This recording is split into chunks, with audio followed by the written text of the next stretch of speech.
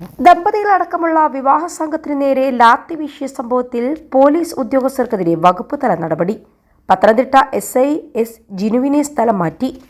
SP ഓഫീസിലേക്കാണ് മാറ്റം. തുടർ നടപടി DIG തീരുമാനിക്കും. സംഭവത്തിൽ വിശദമായ റിപ്പോർട്ട് ജില്ലാ പോലീസ് മേധാവി DIGക്ക് കൈമാറി. മർദ്ദനമേറ്റ സിത്താര ഉൾപ്പെടെയുള്ളവരുടെ മൊഴിയുടെ അടിസ്ഥാനത്തിൽ പോലീസുകാർക്കെതിരെ കേസെടുത്തിട്ടുമുണ്ട്. പിന്നാലെയാണ് വകുപ്പുതല നടപടിയുണ്ടായിരിക്കുന്നത്. സംഭവത്തിൽ SIയുടെ ഭാഗത്തു നിന്നുണ്ടായത് ഗുരുതര വീഴ്ചയാണെന്ന് സ്പെഷ്യൽ ബ്രാഞ്ച് റിപ്പോർട്ടിൽ പറയുന്നുണ്ട്. വിവാഹ റിസപ്ഷൻ കഴിഞ്ഞ് മടങ്ങിയ കോട്ടയം സ്വദേശികൾക്കാണ് പോലീസ് മർദ്ദനമേറ്റത്. ഇന്നലെ രാത്രി 11 മണിക്ക് ശേഷമായിരുന്നു സംഭവം. പത്തനംതിട്ട പോലീസ് സ്റ്റേഷനിലെ SI ജിനുവും സംഘവുമാണ് വിവാഹ സംഘത്തിനു നേരെ ലാത്തിചാർജ് നടത്തിയത്. 20 അംഗ സംഘമാണ് ട്രാവലറിലുണ്ടായിരുന്നത്. മുണ്ടക്കയം സ്വദേശി സിത്താര, ഭർത്താവ് ശ്രീജിത്ത്, ബന്ധു ഷിജിൻ എന്നിവർക്ക് മർദ്ദനത്തിൽ പരിക്കേറ്റു. വാഹനത്തിന് പുറത്തു നിന്നവർക്കും അടികിട്ടി. പരിക്ക് പറ്റിയവർ ജനറൽ ആശുപത്രിയിൽ ചികിത്സ തേടി.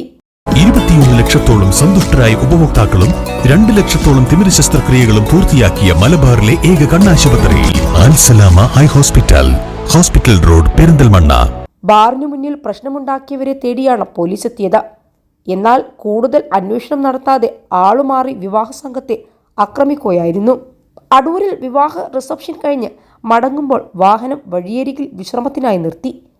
പിന്നാലെ പോലീസ് സംഘമെത്തി തല്ലിയൊടിക്കുകയായിരുന്നുവെന്ന് സംഭവത്തിൽ പരിക്കേറ്റ സിത്താര മാധ്യമങ്ങളോട് പറഞ്ഞു.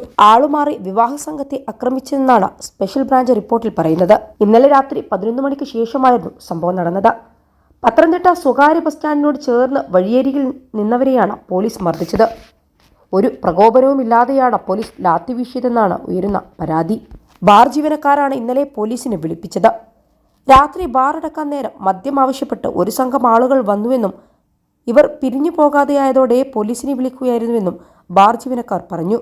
ബാറിൽ പ്രശ്നമുണ്ടാക്കിയവരെ തേടിയാണ് പോലീസും എത്തിയത്. സംഭവത്തിൽ ശക്തമായ അന്വേഷണവും നടപടിയുമുണ്ടാകുമെന്ന് പത്തനംതിട്ട DYSP S നന്ദകുമാർ അറിയിച്ചു.